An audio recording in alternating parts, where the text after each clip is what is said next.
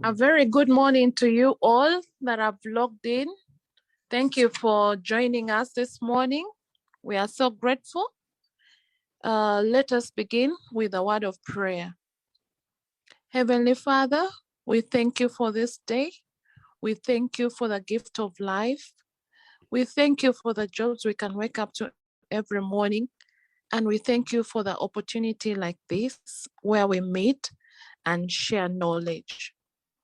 Heavenly Father, as we embark on this session, you are the fountain of knowledge. You are the fountain of wisdom. Give us the knowledge, give us the wisdom, give us the guidance that we may deliberate through successfully. Heavenly Father, we pray for those who are yet to log in, that you quicken their steps. We also pray that the various networks cooperates with us. We come against every form of destruction. Father, may we not go back the way we came. We surrender all into your hands. Come and have your way. Amen and amen.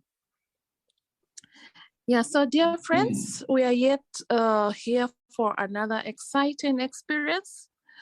This time around, we have the economics team from the campus, MUBS Mbarara campus, to showcase their project. They are here to share with us what they went out to do, their findings, and the quick take-homes. So a very nice listening. And to moderate the session, we have our very own, soon upcoming Dr.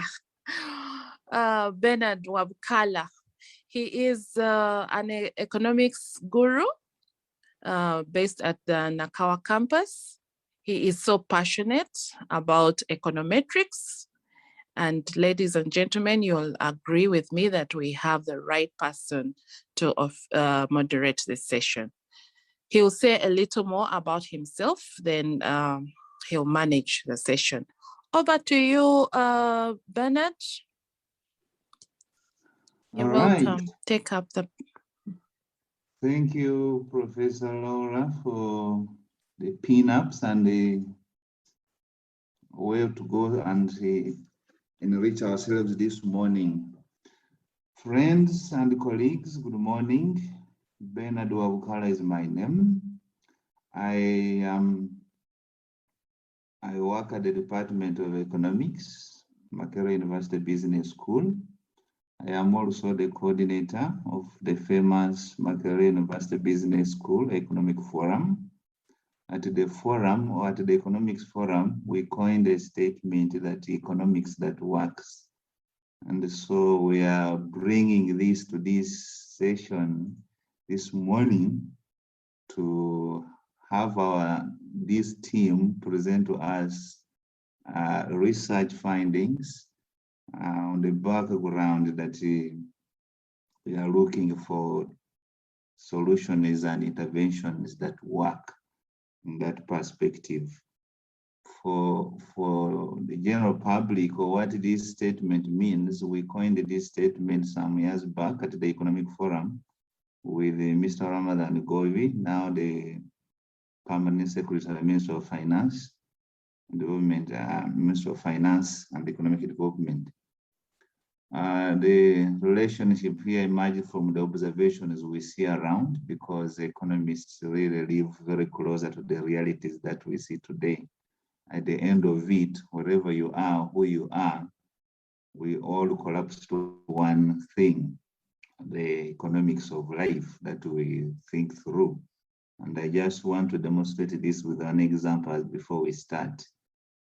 All of us, or some of us, or most of us have, we buy things from vendors or the roadsides or small markets or whatever.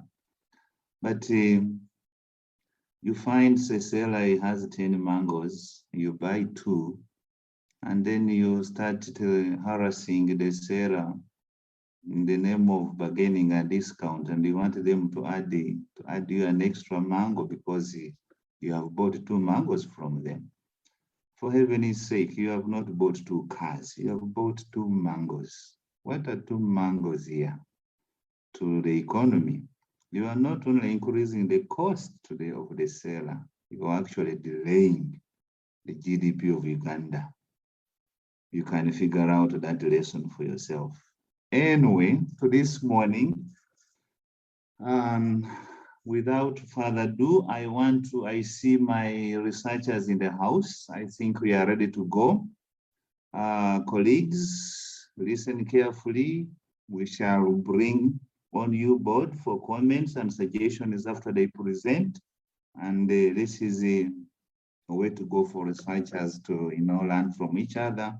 But the most important is to try to share ideas here so that this output is strengthened for publication and for policy. Dr. Rwaheru, with the team, I am going to give you 25 minutes maximum, and then so that we can have time for suggestions and ideas. Dr. Rwaheru, or whoever is ready, please, let's get going. Thanks.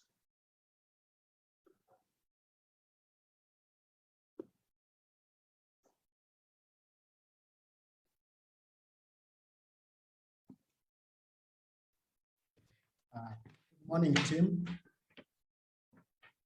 Yes, morning, Ben. Thank you, Dr. Bernard Wabukala, our moderator for today, Professor Laura, and the entire team. You're most welcome to our presentation of cost efficiency and its determinants among dry coffee processors in Uganda. We look at a cost frontier approach. The authors of this research are Ambrose Rwaheru Aheisibwe, is a doctor, Thomas Kisaalita, Musiita Benjamin, and myself, Boyi. Our presentation outline will flow as we'll have a background and the research problem. We'll have the methodology and data, the results and the findings, then the conclusion and the policy implication.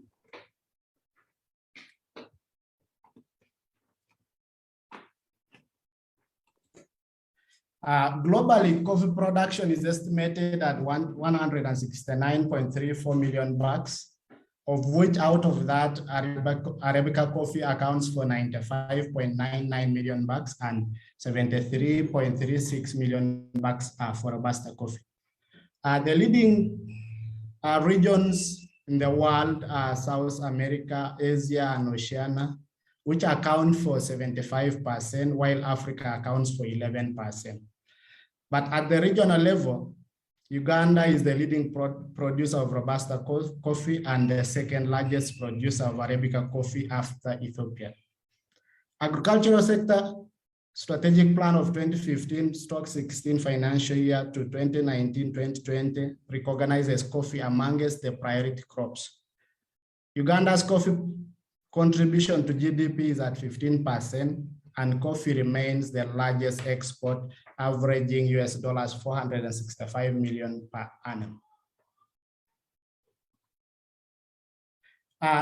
Despite that, government calls for action from coffee processors to process their coffee so as to earn more incomes, because we found out that without the coffee processing or without value addition, they fetch lower prices. Over 95% of the annual coffee production export, or coffee producers still export raw unprocessed beans, which we call them kiboko for this case. Most processors don't mind doing dry coffee processing because it requires less resources, but of course, we found out that others concentrate on wet coffee processing. Evidence shows that coffee margins increase almost 3 times from the price of kiboko due to value addition, that when you process coffee, you're in position to earn more compared to when you sell as kiboko. The gross margins for most Robusta coffee following a random walk price changes, that means prices have been unstable between that period of 2014 to 2017, and you cannot use the price of maybe a previous year to determine the price of the preceding year. The most dry coffee processors still face challenges in selecting the input combinations that would allow them produce at minimum cost, and this is basically our motivation of our study, that these coffee producers or these dry coffee processors still face a challenge of the input combinations that would allow them produce at the minimum cost. Past studies on efficiency in value addition, in particular dry coffee processors processing, remain limited. This study is driven by the duality approach. Is driven by the duality approach to analyze the dry coffee processors' cost efficiency with respect to the use of existing technology. We settle for the duality approach, which is guided by the duality theory, which assumes that producers are optimizers. They are either profit maximizers or cost minimizers. And this approach allows us, or allows for the recovery of production technology parameters from an estimation of either a cost or a profit function. This study aimed to provide the knowledge gap with the application of a normalized translog cost function. Why we settle for a normalized cost translog is because of its ease in calculating or ease of tracing the specification errors. It separates also inefficiency from the noise. Those are the two reasons why we justifying why we settle for a translog cost function. This research is intended to achieve this, and these were the questions that guide our research study. What is the level of cost efficiency among dry processors of coffee in Uganda? What difference exists in coffee efficiency among dry processors of coffee in western and central regions of Uganda? And what are the factors influencing the level of cost efficiency among dry processors of coffee in western and central regions of Uganda? For the next part, I welcome Dr. Ambrose to take us through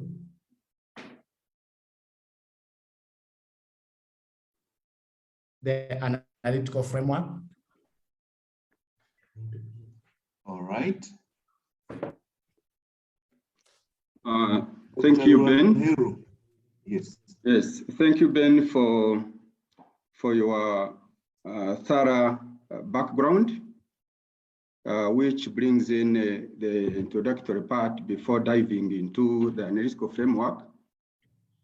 And yeah, so this study was based on the cost frontier approach.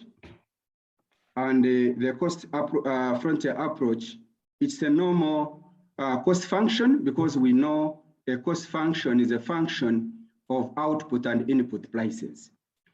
And so here we would want to see how the processors are employing a mix of the inputs, or what kind of mix of inputs could give them the minimum cost of operation.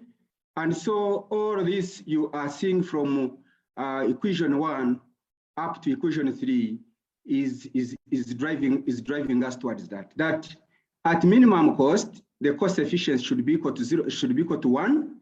So anything beyond 1, we are talking of cost inefficiency. That's what in general we are looking at this. But aware that there are factors influencing cost inefficiency, we need to capture them, because as Ben highlighted, when you check in the error term composition. The error term is decomposed of the V and U. And basically within the V and U, the V is that inefficiency that is beyond the control of the dry coffee processor.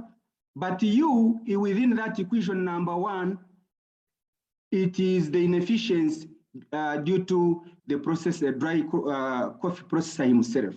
So aware of that, equation 4 picks it from there, that as we run the cost frontier, we need to account for those factors that do influence the inefficiency of the dry coffee processor. And so these factors are farm-specific factors, socio-economic characteristics of the processor, but also key in that is the institutional factors. Yes, we can go to the next slide.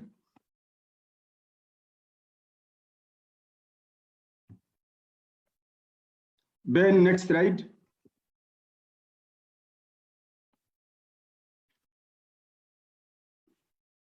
Yeah, so in this study, we adopt a descriptive as part of our research design and normalized translog cost frontier.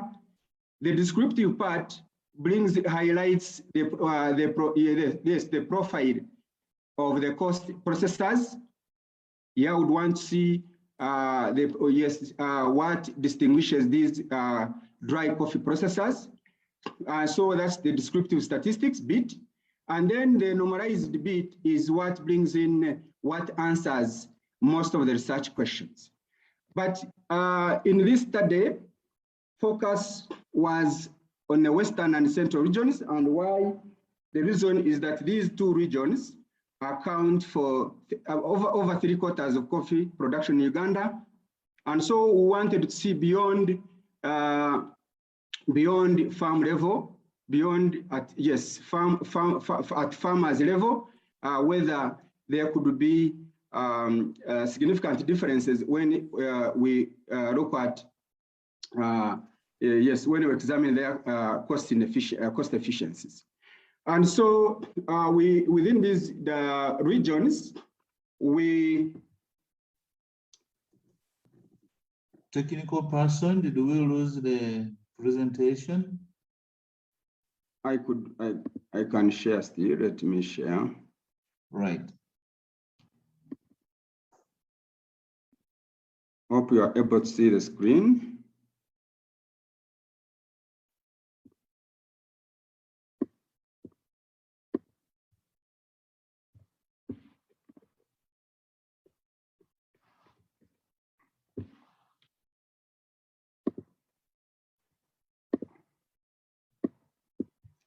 Yeah, so I was saying, hope you are able to see the screen. Yes. Okay, good. So in this, we are saying, yes, focus was on two regions, and I've given the reason why, but also as a follow-up to know what is going beyond just production at farm level, but look at value addition. And so we mainly targeted within these coffee producing regions. We adopted a multi-stage sampling approach, where we looked at within these two regions, we had to look at the districts. And so 3 districts from each were selected purposively, and also guided by the Cochrane formula, because in this case, we didn't know the population. And so, and the theory has it that if you don't know the population, then you can estimate the sample using such formulas. So overall, the response rate was a bit lower than what we anticipated, because we anticipated about 134 prominent dry processors of coffee, but out of that, we were able to come up with 121. And so, which is a good representation, because that's about 90% of what we targeted. Yeah, so the sample was adequate enough. So in terms of the approach, this is what we are talking about as normalized. Yes, this is what we are talking about as normalized. And this is basically maybe the approach of normalization comes in, but here we are trying to see, yes, the cost function is a function of output and input prices. And so here we're trying to normalize it based on a common variable input, which is labor. And so that is why you see the division of P1. P1 is the labor. But I would want that we focus on what goes in, because as I have mentioned, a cost function is a function of input, prices, and output. This is what we have. And the uniqueness of this model is that it is able to bring in the square part and the interaction. When you interact the different input prices, what happens to the cost of production also. So it's able to venture into all of that.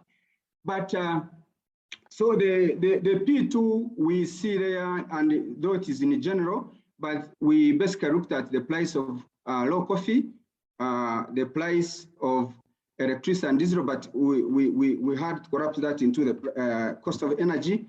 We looked at, within that, we also looked at rental prices because most of the coffee processors were renting. But also key in that is the price of capital, where in this we're looking at the investment on the side of the processor, and key in that what we capture basically within that is the machine that goes in and as a complete package. Where and this is not normalized because this does not vary with the fixed cost. So we couldn't vary it with the rest of other inputs prices. So the two you see there is the processed coffee output, which we say Chiboko. Yeah, so the two error terms, as I mentioned, they account for the inefficiencies beyond the individual, but also due to the individual. Yeah, so briefly, that's what I can touch on, because I don't want to go deep into the equation. And so aware that this equation, the composition of it is the inefficient bit. So the inefficient model was also specified as, yes, as in equation 7. And basically the characteristics, whether farm, whether social, whether we are talking of institutional factors, this is where we bring them. And here we looked at processors education in terms of years of schooling, the milling capacity in terms of how much they produce per week, the age of the machine, yes, the age squared of the processor, the distance to the nearest market, the number of Uganda Coffee Development Authority visits, because this is a regulator that provides quality assurance when it comes to processing of coffee. And then the access storage facility, one if the processor had access and 0 otherwise.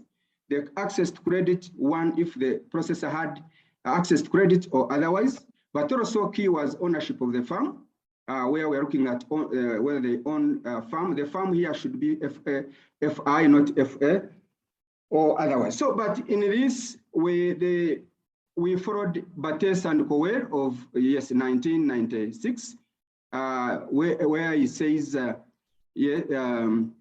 estimation or joint estimation brings in best estimates, and so we followed that procedure. And so the equation 6 we saw behind here, and the 7 were estimated jointly using maximum likelihood estimation technique in the frontier version 4.1. And so, ladies and gentlemen, we start now exploring what the study has. And in terms of the profile of the dry coffee processors in the study regions, overall, the picture is that in terms of education, yes, we see, because we're using years of schooling, an average year, 9 years, average of 9 years. but you can also see the minimum and maximum. In terms of the milling capacity, we can see how much they're able to produce per week. But we had to aggregate at annual level because we would pick it from a weekly basis, month, and then have it in annualized. And so in terms of the processor's experience, you can see the minimum is 5 years, by the maximum is 35, meaning experience should be working in here. The age of the processor, we also see that, yes, in terms of the age, the average age is 46, implying this is an enterprise dominated by mature adults and with some good experience. In terms of the distance to the nearest market, you can also observe that the average distance was about 41 kilometers. Yeah, but yes, the bit of it is that most of these dry coffee processors, the demand is more than supply. So most middlemen, or yes, they find them at their farms. In terms of the number of visits by Uganda Coffee Development Authority, we see an average of about seven times, but we see from 0 up to 50, meaning there are some still processors who are there and probably have not interfaced with the UCDA. In terms of access to credit, you also see that yes, about 43% had access to credit, which is still less than half. Yeah, and even those who accessed, we shall be in a position to see how they fared. In terms of access to storage, you can see again less than half report to have access to storage facility, which is again another. And the argument there when we interfaced with them were that yes, they just produce in time because demand is more than supply. So, but for those that had, you can see, we shall see what the influence this has on overall efficiency. In terms of the other cost structures, cost category, we can see what we see from here without going into details. Cost of raw coffee accounts for a bigger cost, which is about 95%. And what does this tell us? It tells us that, yes, this is a key input when it comes to processing chiboko. And so care must be taken in ensuring that there is access to quality of raw coffee and at subsidized prices. That's what this would mean, because it really accounts for a bigger percentage. In terms of the other cost centers, this is followed by the cost of energy. This is as usual, the cost of capital, but also labor, because, and mainly here we are talking of hired labor, because we're able, so the study was able also to distill between the hired labor and the family labor. Yeah, because these are enterprises where both family and the hired play a key role. But overall, we see that the total cost processing chiboko, which is about 47 billion, is yes, produces about this is about 271. Yes, 271, about 271,000 tons, and so which is yes, the cost is more than what could be expected in terms of the output. But as I mentioned, this study goes into see what could be these issues. And so, as usual, we follow, as usual, we had to do a model check and test to be sure that we are using the right model. Much as theory has it that the normalized translog cost is better, but we had to still do the normal procedure. So, and the normal procedure is that we wanted to test this, the model against the traditional one, which is the Cobdagarus. And that is in a hypothesis 2. Yes, we are testing a normal Cobdagarus. A normal Cobdagarus is that one without the square terms and the interaction terms. And then I also against with this other one now with the square terms and interaction terms. And so overall, we reject, yes, we reject the Cobdagarus because that's the narrow hypothesis. And so in support of the normalized translog. But key in this is also the hypothesis number 1. Number 1 tries to look at whether in the model specified there are inefficiency effects. And indeed, they existed, and this is justified by the log likelihood ratio of 39.32, which again here we are saying the narrow is no inefficient effects, but the alternative is their inefficient. So the narrow was rejected again, just justifying their existing efficiency effects. And so based on that, we had to go ahead and estimate. And so, ladies and gentlemen, this is the model we are talking about. Yes, this is the model we are talking about, and it translated into now results. And here we are talking of, yes, we are talking of, yes, when you look at this model, I want that we don't go further, but we see the components that we could make sense out of it. And the key components is that when you have a normalized and logged both sides, then you are able to interpret these as elasticities. You are able to interpret these as elasticities. And so, meaning we are able to interpret this as output elasticity with respect to cost. This is elasticity of capital, and this is the elasticity of energy, and this is the elasticity of rental demand. This is elasticity of low coefficient. And so this allows us to, I mean, this is where we focus and look at what could be the cost centers that could be influencing the cost of production. And in here, we see clearly that, yes, cost of raw coffee is emerging as unique, meaning, yes, an increase in the cost of raw coffee translates that into increased cost of production. Also, when we check with the rental cost, again, the same. Increase in the rental cost also translates into the cost of production. And probably what is unique is the capital cost here, where the cost is associated with the reduction in the cost of production. This could be probably due to government could be subsidizing some of the coffee processors, giving them these the machines at subsidized prices. Probably that could explain as to why maybe in the cost of capital, in the cost of capital, mainly the cost of a HARA, then we see overall a reduced cost of production.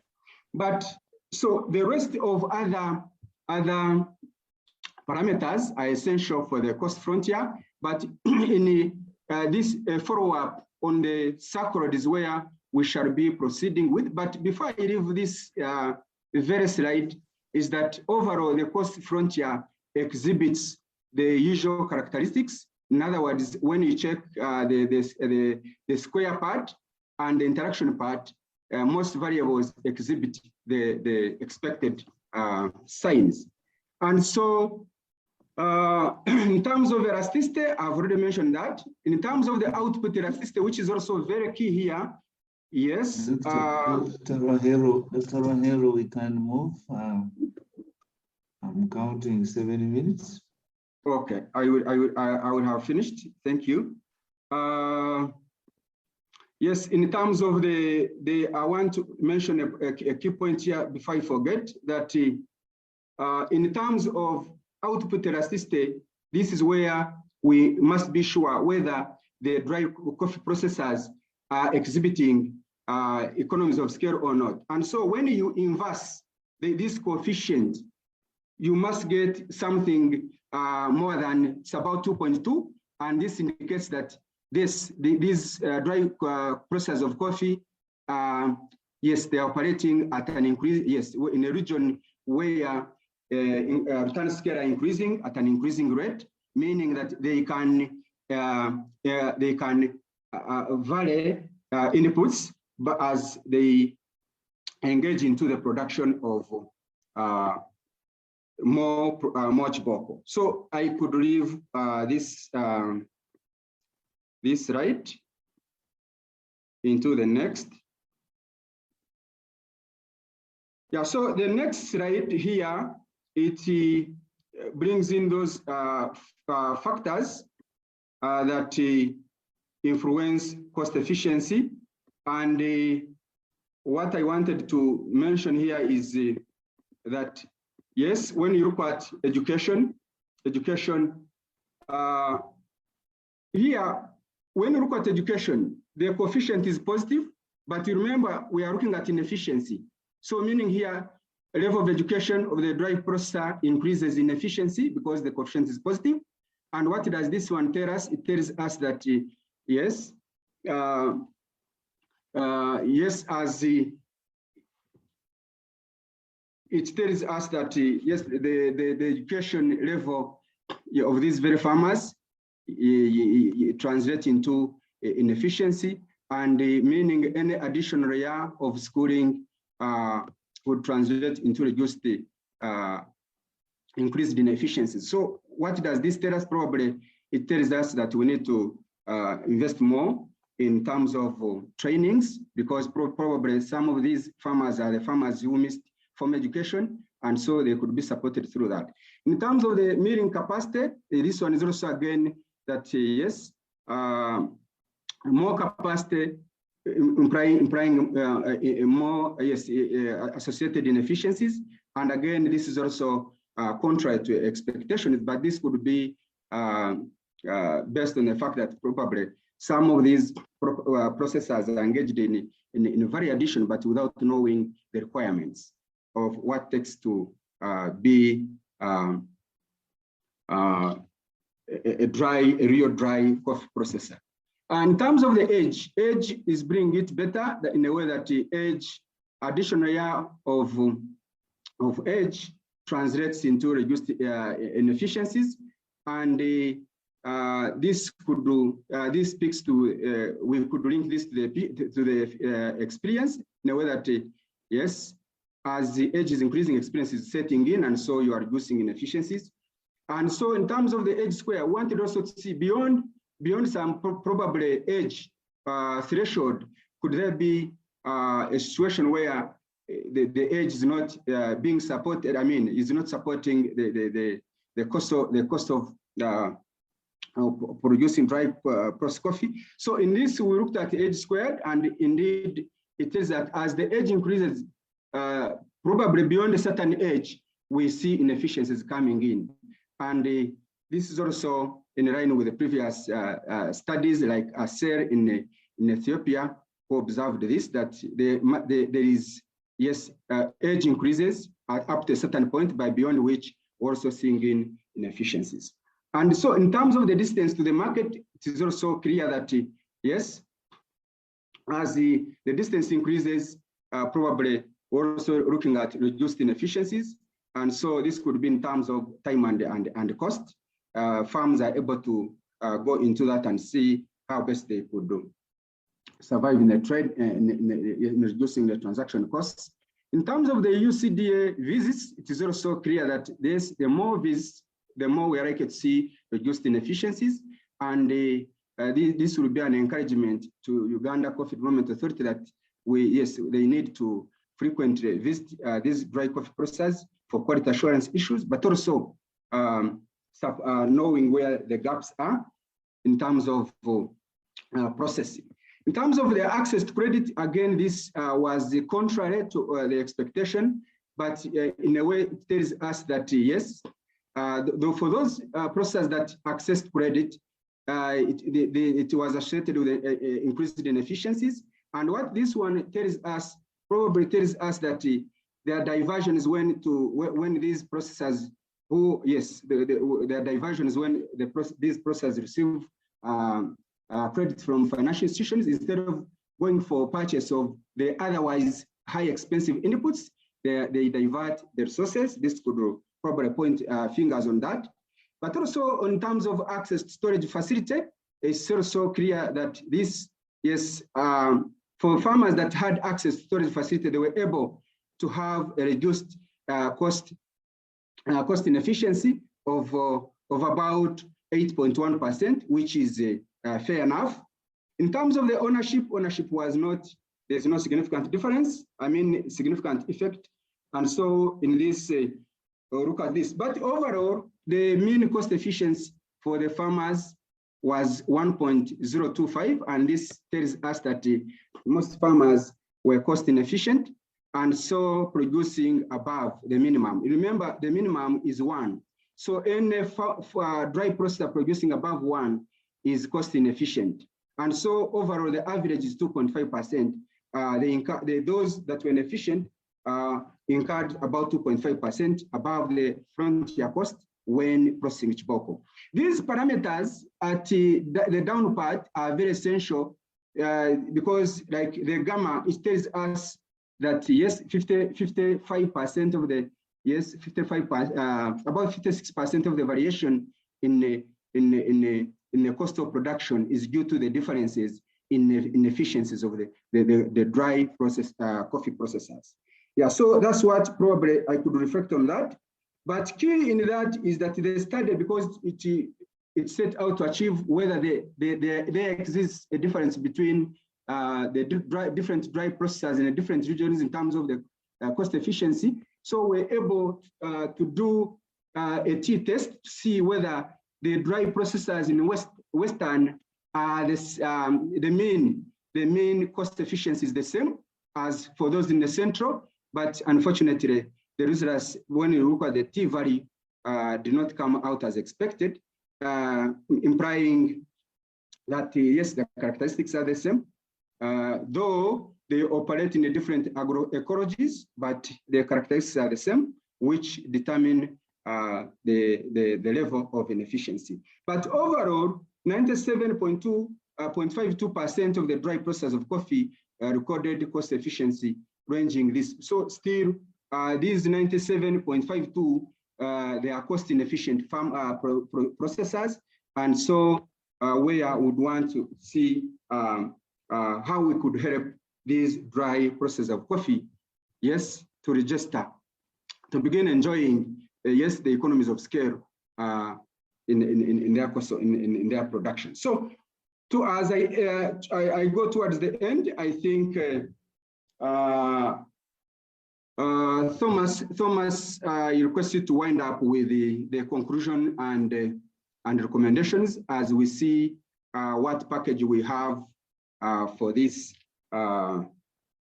study, especially the key takeaways, what needs to be done, reflecting on the how.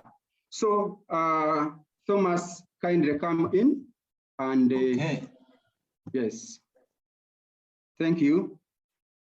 Thank you, Ambrose. Thomas? Yes, I'm online. Okay, let's go. Please use the next 3 minutes to sum this up. Okay, thank you, Doctor.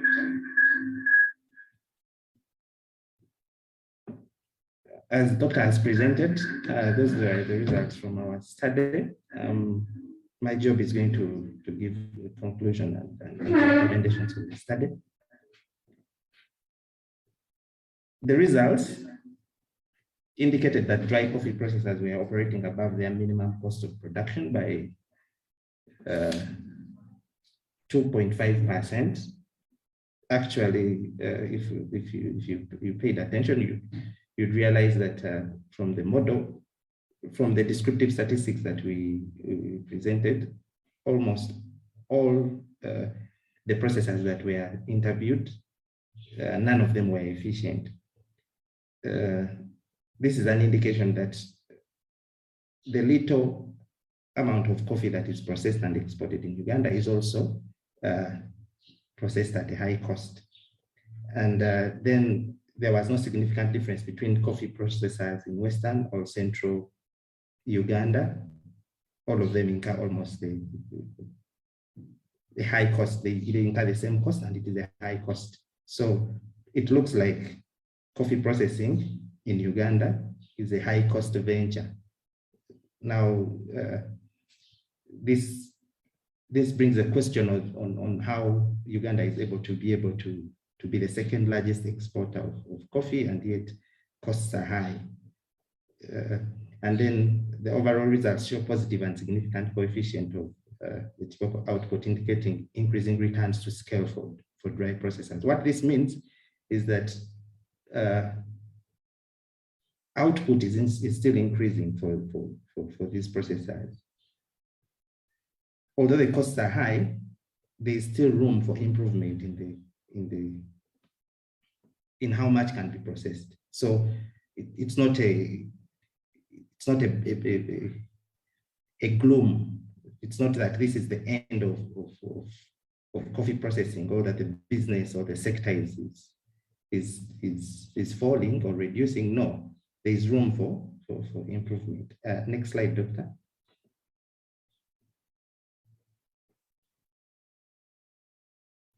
The policy implications, which could be the recommendations. The first recommendation is that there's need to impart financial literacy skills to the processors to empower them in financial resource allocation. This comes as a result of, from the results, it is seen that access to credit for this, an increase in access to credit led to a reduction in inefficiency. Increase to access to credit, increased inefficiency, which could be an indicator of possibly diversion of resources, financial resources that these people get. And diversion of resources could mean possibly low literacy skills, financial literacy skills. So these guys who are, they have low number of years of education, and they seem to be diverting resources, then we need to impart financial skills. Then improvement in rural road network to reduce high transactions. So improvement on the feeder roads within the rural areas of Uganda will improve the transport costs. They would incur less when they are getting coffee from the farmers and in taking the coffee to the market. Then the other implication is enhancing of the capacity of dry processing through the provision of processing related information. So some of these processors don't have information about the capacity, for example, of the machines that they use. That's why increasing capacity led to inefficiency. Installing a coffee processing machine per se was not found to increase efficiency. So that means that there is some bit of lack of information on how the processors use the processing machines, or the skills there. So they need to have more information. And then there's need to increase investment in better storage facilities. Of course, storage facilities help the processors in storage of both the unprocessed and the processed coffee, and it increases efficiency. And then increase in the technical extension services for the dry processors. This is done, usually has been done by UCDA, Uganda Coffee Development Authority, but there's need for improvement, because it increases efficiency and reduces inefficiency. Then the more technical extension services are given, it's likely that inefficiency will reduce. Next slide. Okay.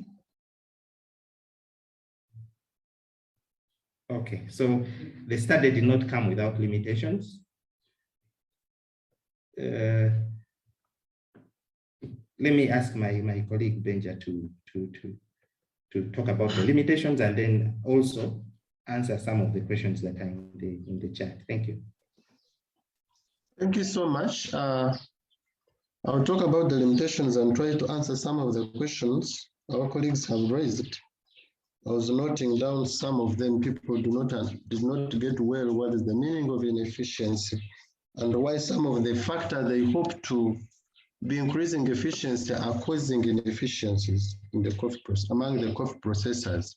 The limitation is that due to COVID, we started collecting data and we are restricted by COVID and we could not go to all the districts. And most of the coffee processors were not in the same area, most especially those of the MPG and Konje districts, that into costs and extra days of data collection. We had to incur a lot of costs than what we had estimated. And majority of the coffee processors had their businesses locked down by the Coffee Development Authority, and we couldn't be able to collect data from them.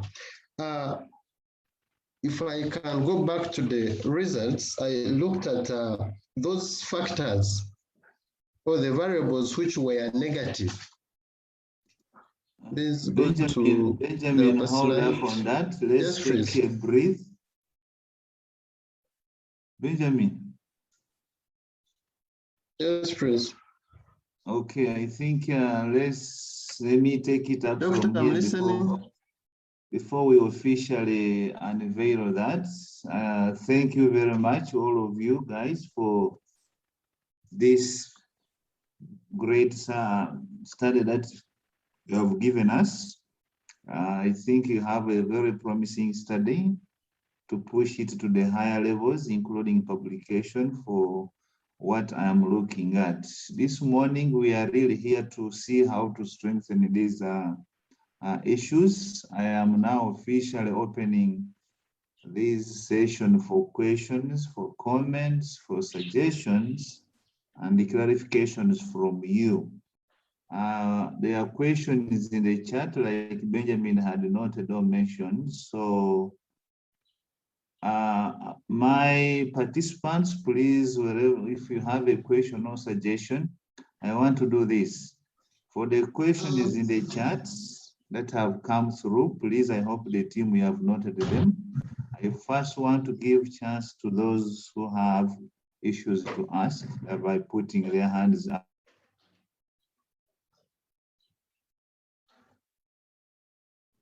I see one person with a hand up. Please go ahead and unmute yourself and ask. Edison.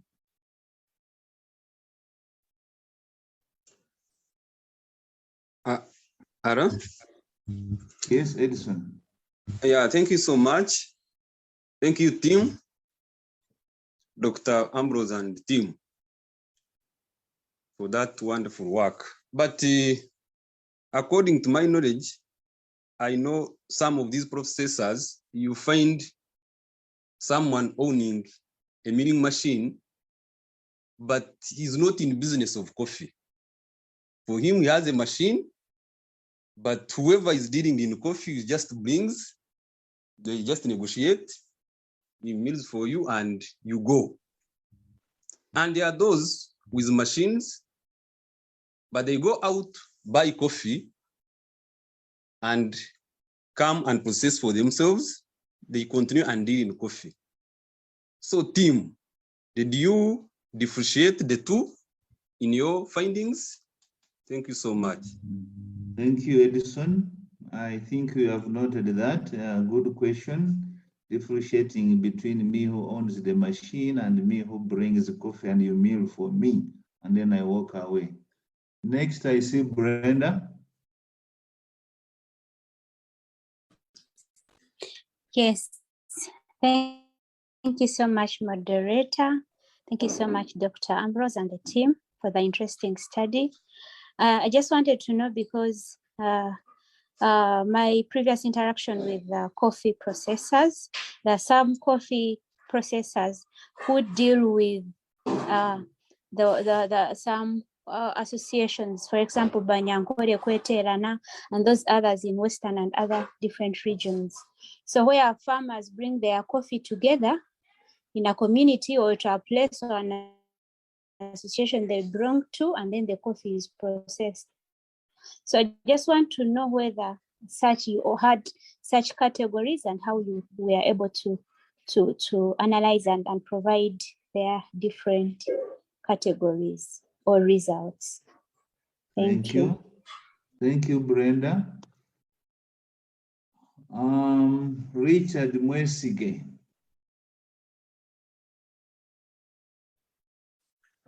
Thank you, Tim. Thank you for the effort, Professor Laura, and everyone on the board. Thank you for the good work. When we go to the background, the one who presented the background started very well globally, then he went to Uganda. But you see the area of focus was Central and Western region. In the background, it should be like in a funnel form. You start from globally, then more so you can even go to East Africa, then from East Africa, you go down to Uganda, and then you go to Central and Western region. Then in the methodology, they did not tell us about why did they select Western region and Central. What are the justifications for them selecting those two regions? And yet coffee is done in the whole of Uganda. There are some areas where coffee is being processed, not only in those two regions.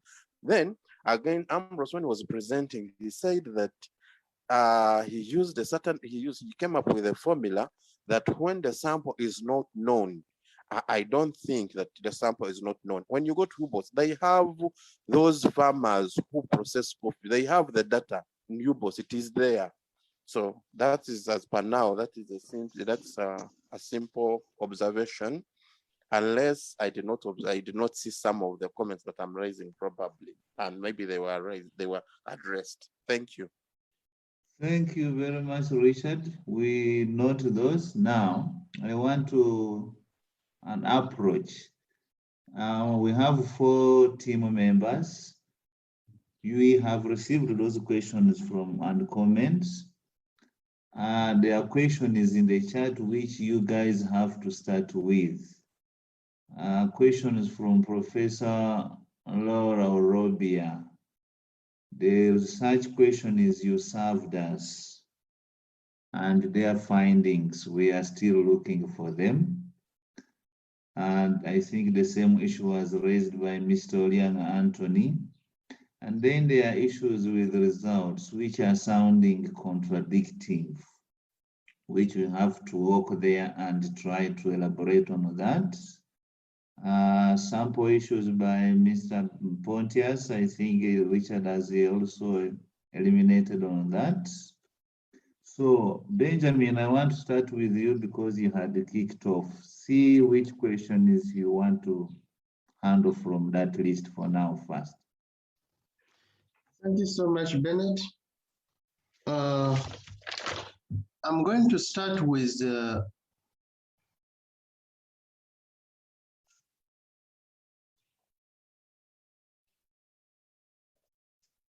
is in the levels of education. Okay. Do increase in efficiency and the milling capacity.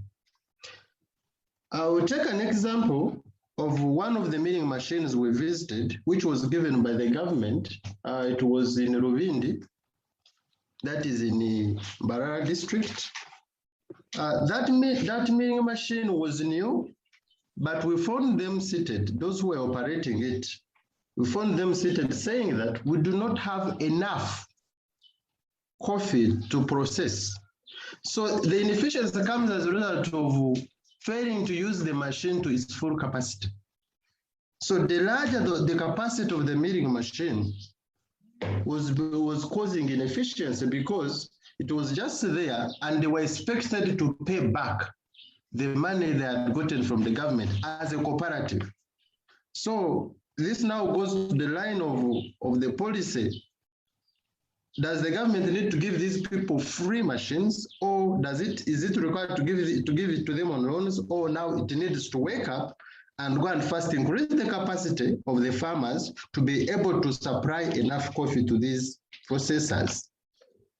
Secondly, access to credit was also causing inefficiency. It was increasing inefficiency. It had a positive significance value, causing a lot of inefficiencies or increasing inefficiencies.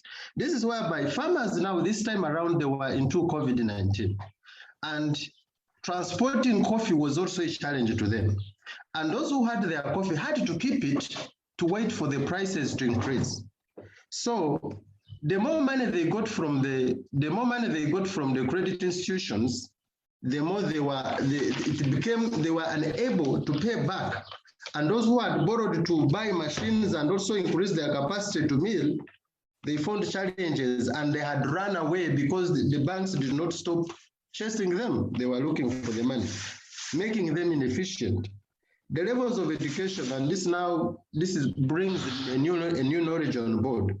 Why do highly qualified people with high levels of education fail to operate these machines, and these local people who are not well educated, who stopped around senior 2, that is on average, those are 9 years of schooling, we are doing well in the business of coffee?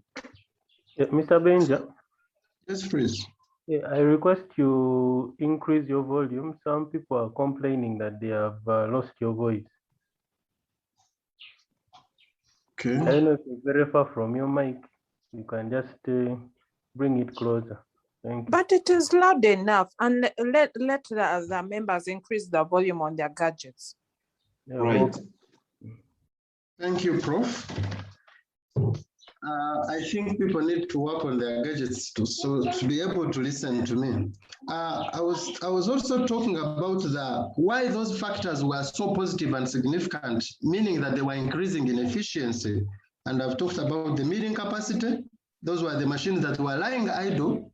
And remember, these people are paying back the loan they borrowed to buy these machines, and also to the government. Access to credit, people were running away, they were being demanded, and they couldn't, some days they would not work because those people from credit institutions were looking for them, closing them, becoming inefficiency. And also the highly educated people, I don't know why they were unable, this is now a new area to focus on and find out why the highly educated ones are not able to operate these machines. And those ones who are local, who rely entirely, and their whole life is on this processing, they're able to perform very well. On the negative, these ones that reduce the age of the processor. The more the number of years you spend in production, the more you gain more experience, hence reducing all unnecessary expenses, that you are becoming more efficient. Distance to the market, the nearer the distance, that's why it was a negative coefficient and a significant one. The nearer the distance, the more you are able to sell and gain your money as early as possible, and you'll be able to become efficient. And then access to storage.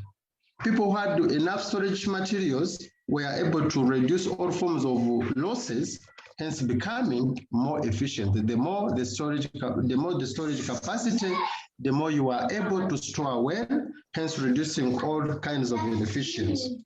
Edison asked a question about did we focus on those? There were two types of processors. Those whereby the people who bring coffee, process and go and sell it somewhere, and those who had storage facilities. We largely focused on those who had the capacity to store. Reason being, we had the variable of access to storage.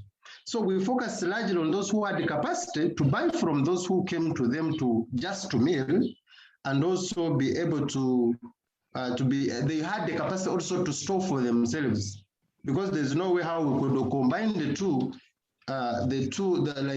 combine those who had the capacity to store and those who do not have the capacity to store. Someone asked a very important question, and which can affect methodology, and that is the unknown coffee processors. We had someone from Uganda Coffee Development Authority from Mbarara district. He told us that the data that was in UBOS, the data UBOS was providing, or Uganda Coffee Development Authority, was not matching with what was on the ground. The data from the district, the Mbarara district, or about the whole of the Western Uganda, and the one we got from Kampala was not matching with MUBS statistics. So we decided to follow what we can call the unpublished statistics, but they were in reports from the district. So it is not true that we did not follow the statistics which are updated with MUBS. MUBS do not have the updated one. The updated one was at the district, and that's the one we followed. Because it was unknown, so we said, the man told us that the data which was in the field was it was not updated. So we had first to go on the ground and count how many are actually on the ground to be able to get the right information, because the number that registered like 3 months ago, we found that there are new processors which were added, so we had to follow the updated one. I called Okay. yes. All right, Benjamin. This is Ben. Yes, I Benjamin. wanted to respond to a question that was okay. Go ahead.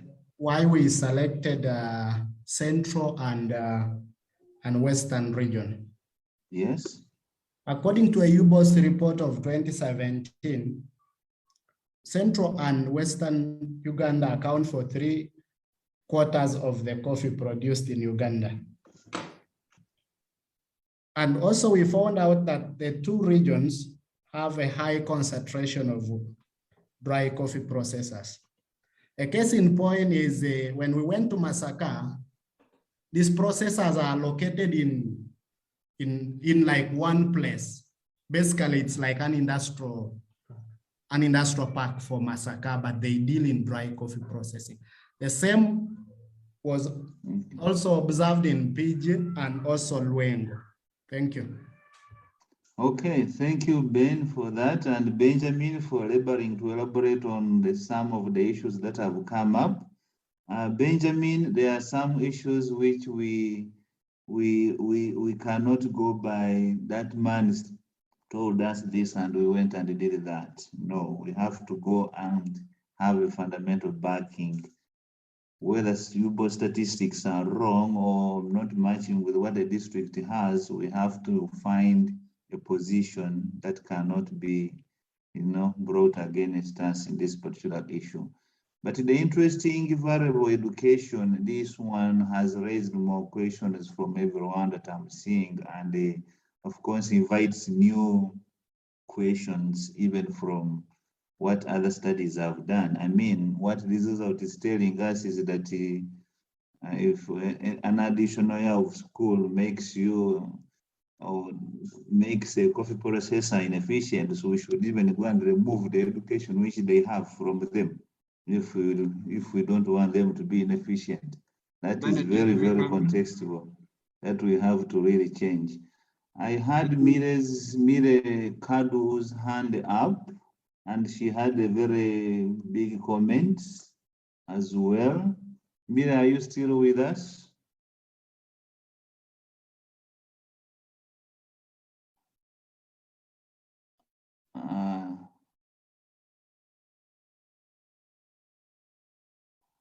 I don't, okay, maybe she's, okay. I see, Mira, are you still with us? All right, we'll go for the other questions and see what we can do. Yes, Mire, please go ahead and unmute and talk.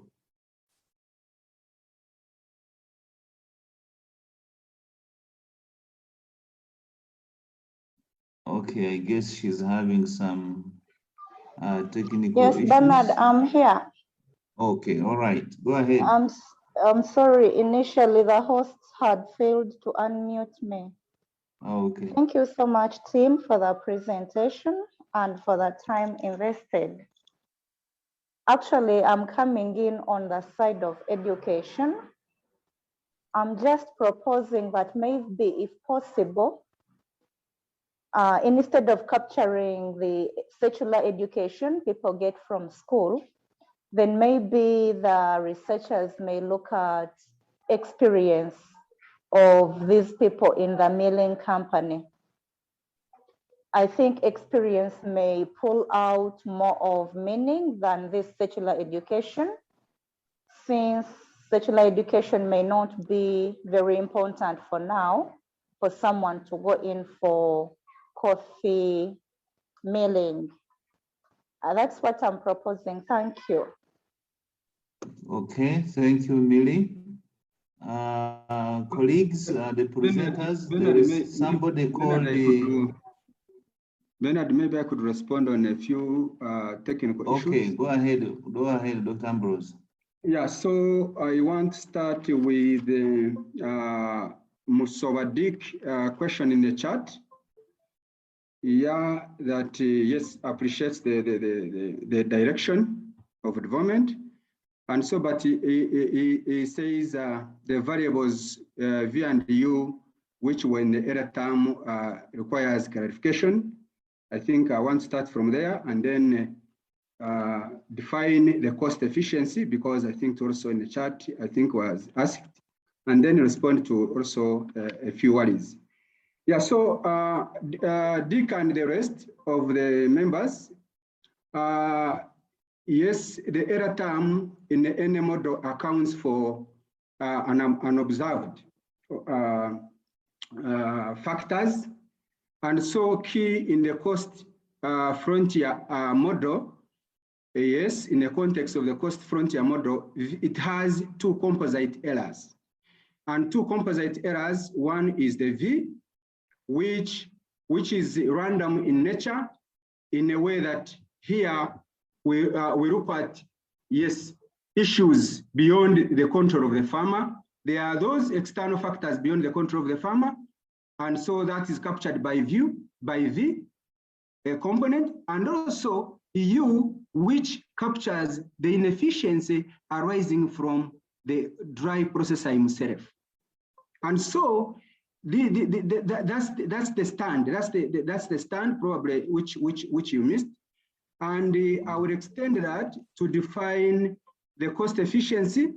Cost efficiency by definition is the predicted minimum efficiency to the observed cost of production. In other words, if you are to have like the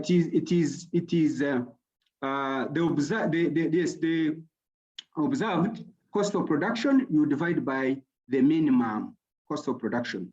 The study was able to come up with a minimum cost of production, but there are those observed, the observed cost of production. So the model is able to predict the observed, but at the end of the day, we see individual dry processor inefficiency. When you divide by the minimum, how does each dry processor fare? That's where we look at it. Yeah, okay. In terms of yes, and maybe reflecting also, Richard, we appreciate your comments, and maybe you could have come in a little bit late, but I think Boyi Ben clarified the justification. I will not go into that, but it was touched on, and the issue of sampling, I think it was mixed in a way that we were not sure which population. I mentioned the population not known, not the sample not known. The population not known. And so could be that there are informality issues. Some process could be there, probably they are registered, but so there we didn't have the right number to determine the sample, though we used the district list in an effort to bridge the gap. Edison, one variable that we had also in the model was ownership of the farm. So, and when you look at the percentage of those who own, it's over 90%. So there shouldn't be a worry probably that we visited wrong dry processors. In terms of education, I think also something was reflected in the chart. Education, the way we measured education was measured by number of years someone has spent in school. And so 0 would mean that someone has no formal education. And beyond that, probably yes, some level of education, some formal level of education. And here, the average is 9. And I think Benjamin hinted on that this is roughly about senior 2. In other words, at most O level. And so when we are talking of this level of education, it's not that probably this coffee dry processing is highly dominated by these categories, not stretching it. Probably some are more educated than others, but I think averagely we are talking of 9 years, which puts us to at most O level. And yes, in terms of Oyanga's, did you combine qualitative and quantitative? Yes, we had focus groups with the very dry processors, and so we're able to bring in. So we have the qualitative responses that you can back some of these quantitative findings. Over to you, moderator. Thank you, Dr. Ambrose, for those clarifications. We have 10 minutes to go, so I am going to ask you or request you to take all the comments in the chat. I also specifically want to draw you to 2. Somebody called Wuko Farmer, must be a coffee farmer himself or herself, has very good comments for you to reflect on to improve this study. How do we instill financial literacy to the efficient processors who don't have formal education? Can we derive limitations from study findings? So please, these are things not for defending here, but to reflect on and see how we can improve this piece. Some call Siragi Mugaya has also another issue. Please put it down and make sure you attend to this to guide us on this. I want to give my thoughts on this. If we can play that slide, you play that presentation for some key issues as we move on, to just point out and possibly help to clarify on some of these things. Now, when I'm done, I'll hand over to Professor Laura Robia, who is going to give a wrap-up close to this session. But the other questions which you have to really put across, the questions which Professor Laura started with, where are the findings to the research questions, which must, be particular and specific. That one, of course, you have the results, we just have to realign. Now, colleagues, talking about Benjamin, Boyi, Thomas, and Dr. Ambrose, again, thank you for this good piece. I want to start this with two angles. One, what I feel or see as the strength of Anna. Somebody would say, why are we bothered with this when the coffee is already performing well? It is actually the same reason we should even go higher for it so that we maximize on the potential behind here. The cost efficiency enablers for productivity, yes. Efficiency in every sector is right now emphasized at all levels, and this is the way to go.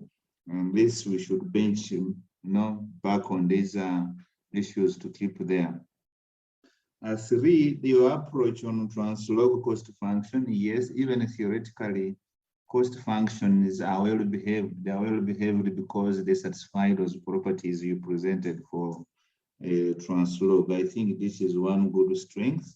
But finally, the biggest strength that you have to also lean on is that you do not do this 2-stage estimation that frontier analysis always do. You specified the equation jointly estimated as a single-step procedure, which is now the current issue approach to analyzing these things because of the limitations of first getting the error terms, then you predict them differently with the characteristics. Now, those positive issues noted, which you should really lean on.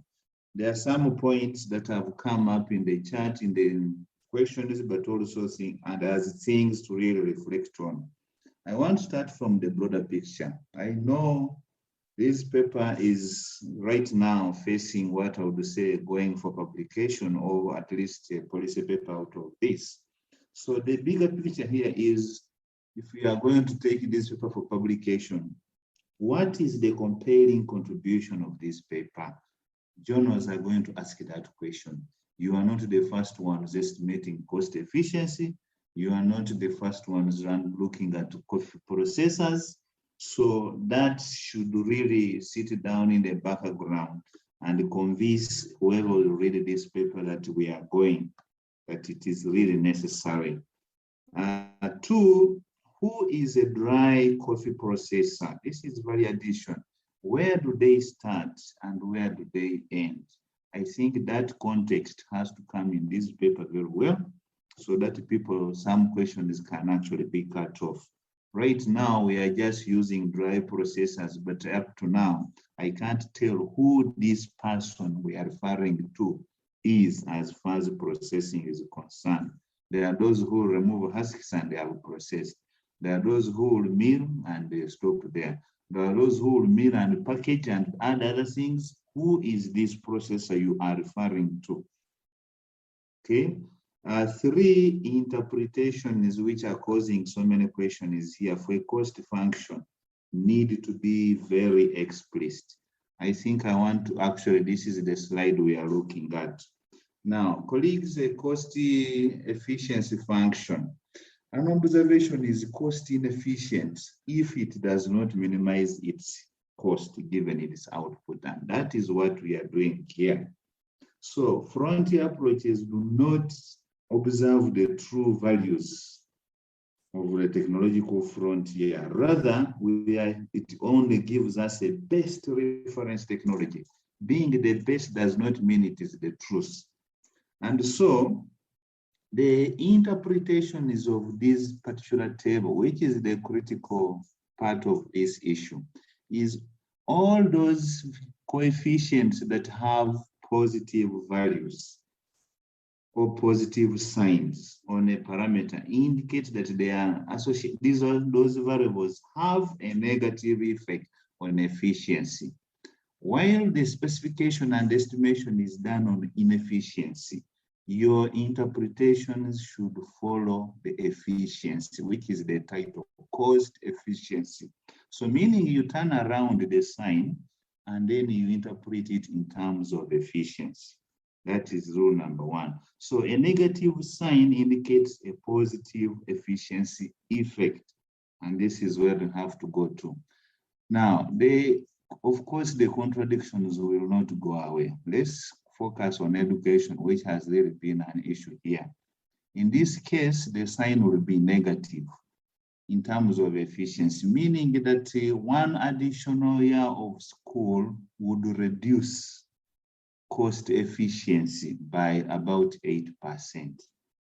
Now, these issues can contradict once they have to go back to the reality. What does this really mean? Should we go and remove education from those processors so that they become efficient? These are things you go back, including sampling and data questions that people have raised that might be bringing some of these things. If they are using an old machine and you are using an old machine to process your coffee, and the effect, for instance, is now is negative, reduces efficiency. Do we get more machines and we give you, or we get old ones and we continue giving you? These are the contradictions we are having from these findings. I think we are all here to learn, and we are available for more extended comments and issues. I think you have a very good foundation for this paper already. Sit down and reflect on these comments, and we move on.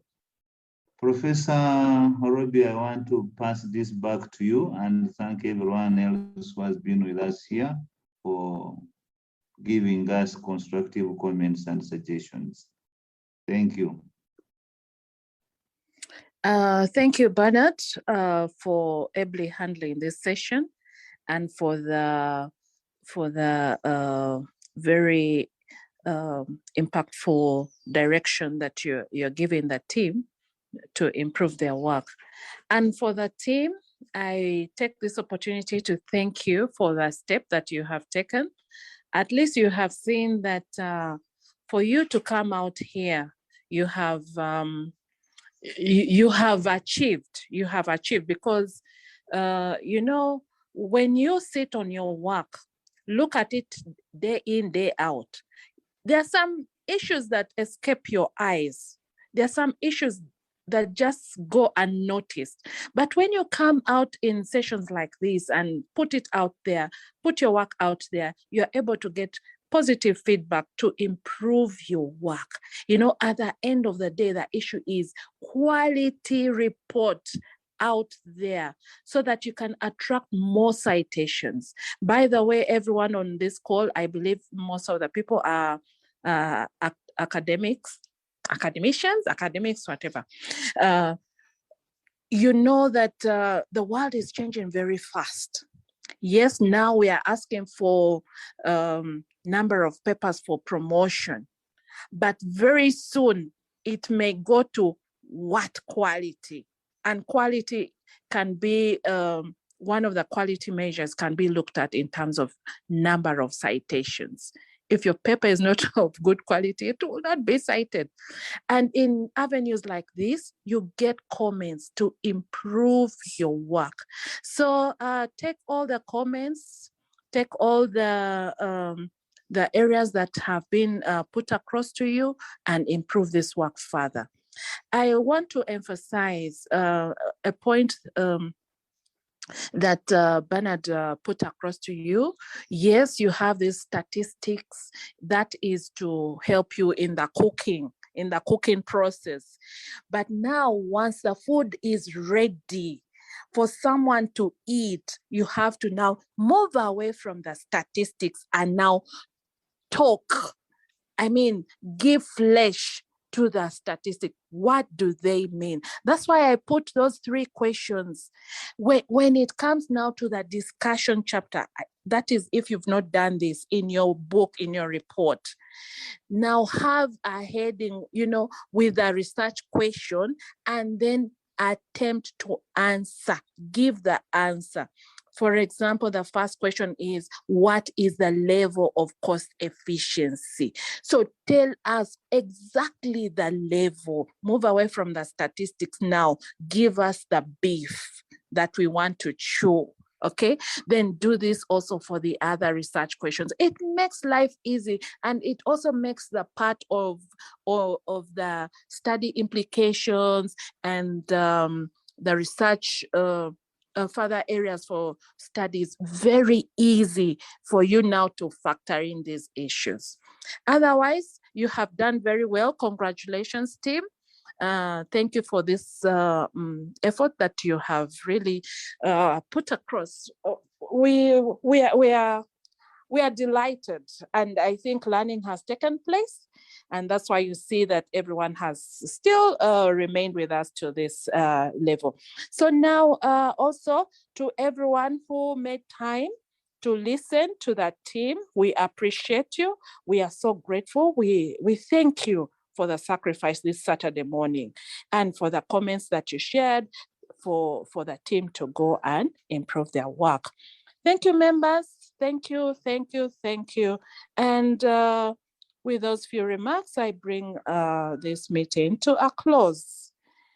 The meeting ends here now. Please go and enjoy your Saturday. We hope to meet again when there's another group that is ready for the dissemination. Always when we call upon you, please, please, please come and we learn. Yes, Bernard. I'm looking for Pontius. He hasn't breathed yet. Hey, is he on the call? I'm sorry, my Yes. boss. I'm sorry, my boss. Say a word before we go. Oh. No, Yeah, he is thank good. you. Thank you, Prof. Okay. Thank you, Prof, for the arrangement of this research session. And thank you for bringing Bernard to Mbarara campus. We are so grateful, Bernard, to come to Mbarara campus and give us a hand. Thank you so much. Thank you for the presenters. You have done us proud.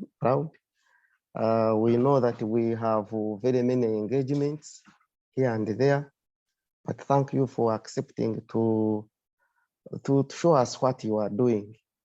Sometimes we are worried to know what you are doing over there, but it's good that we have known what you are doing. Thank you. I know the figures in the tables are disturbing very many people, and I know it is the challenge of the mathematicians. We believe in the figures. We know that the figures speak it all. We don't want to put there the beef, but you know, if we have to make people understand, especially those who are not very well good in research, we have to write. We have to put there the meat, the beef that Professor talked about. So we need to get to learn how to write and improve our work in terms of writing, and that will make us far much better than only presenting these figures, and then we think everybody is at the same page with us. So thank you, Prof, for that advice, that the mathematicians should learn how to write and don't give us the bones only, and we only enjoy the soup and the bones, but we don't see the flesh. Thank you, members. Thank you for those who have attended, the participants. I know we are supposed to be more than 80. I saw a number of around 40. Perhaps we need to encourage others to join us, to keep on discussing with us, so that we thank you so much. Thank you for listening to me. Okay. Lest I lose my job, I have my boss here, Dr. Roneta Tukunda. Please, I have not gone to Mbarara campus forever. Ronette, please. Wow.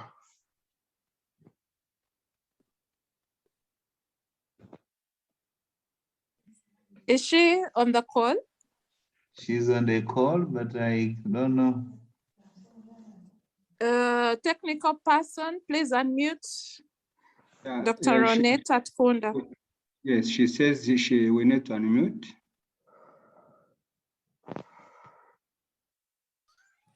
Good morning, Mbarara. I was keenly listening to Ben. Thank you for the great work. No, it is well. We are one family. We are one campus. So thank you for considering one of us to take part in this talk today. It makes us proud. So it is very well, Mbarara. I know we are safe. And thank you so much, Dr. Ambrose and team. This was a very insightful study. Thank you for even coming out to share it. Many of us write and just go straight publication without disseminating. Thank you for taking time to come and share. I believe you've got amazing comments that will help you improve this study. For me, my major comment was on that education thing. Please consider how you can repackage that issue of education. Thank you very much and have a good day. Okay. All right, over to you, Professor Robbie, for tea and other things. Okay, I now declare the session closed, officially closed now. Thank you. Bye-bye. Bye. Bye. Bye. Nice Saturday.